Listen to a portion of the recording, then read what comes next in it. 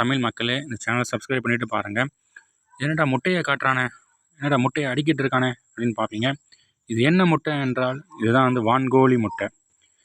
இதில் நான் பெரிய ஒரு ரகசியத்தை உங்களுக்கு தமிழ் மக்களை நான் சொல்ல போகிறேன். நீங்கள் தயவுக்கு இந்த வீடியோ ஃபுல்லாக பார்த்து என்கிட்ட வந்து நீங்கள் முட்டையை ஆர்டர் பண்ணுங்கள்.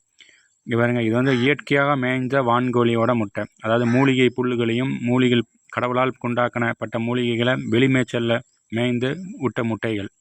இந்த முட்டைக்கு என்ன குவாலிட்டி இருக்குன்னா, அதை கொடுத்த ஒரு பெரிய விழிப்புணர்வு பதிவு இது.